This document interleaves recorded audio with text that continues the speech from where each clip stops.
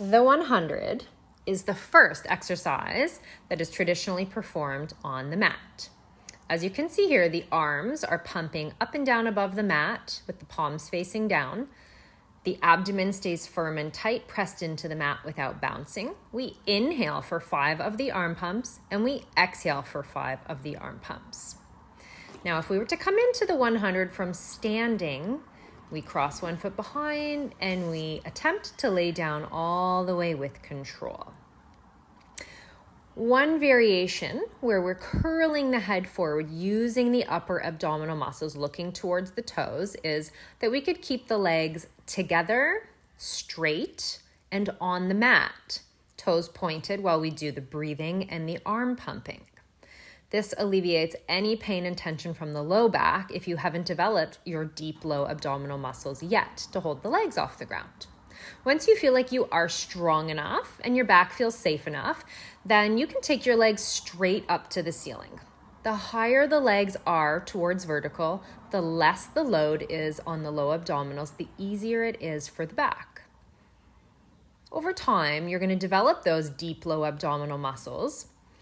And then you can start playing with taking the legs lower, farther away from you, closer to the floor. When those legs are extended, we really need to squeeze the heels, squeeze the inner thighs, squeeze the seat to feel like the legs are supported and they're not just a dead weight that the abdominals have to hang on to.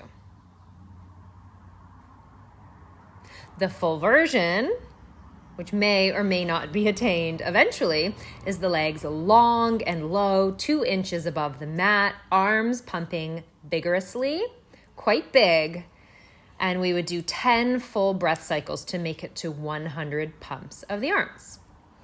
Now, just for a different variation, we could do the 100 against the wall. Gravity is no longer working against the curl of the upper abdominals and the head, so we can just work on the coordination of the arms and the breathing, pressing the stomach through the back into the wall, finding our stability. Those arm pumps should be coming from the connection that the arms have to the back. So it's more like a squeeze under the armpits than from the shoulders or neck. When we do the 100 on the reformer, as you can see, we're putting the foot bar down with the feet, grabbing the straps with the hands so that now we can pull against resistance.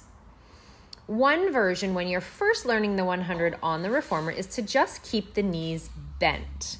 Okay, everything else is the same. We're pumping the arms up and down, inhaling for 5 of those pumps, exhaling all of the air out for 5 of the pumps. On the exhales, we should really feel the low stomach compressing down.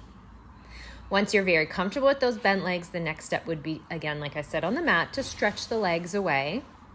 The stronger you get and the more endurance you create in your abdominals, the lower you can take your legs.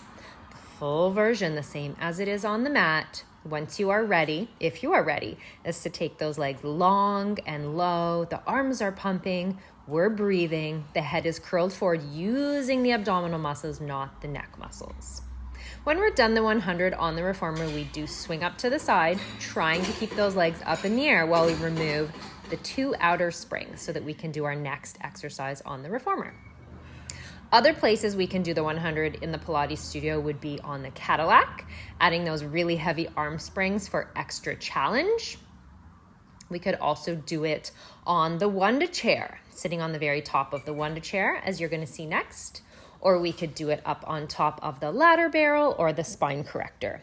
Joseph Pilates says at first you probably will not be able to carry out instructions. However, with patience and perseverance, you eventually should succeed in achieving the ideals.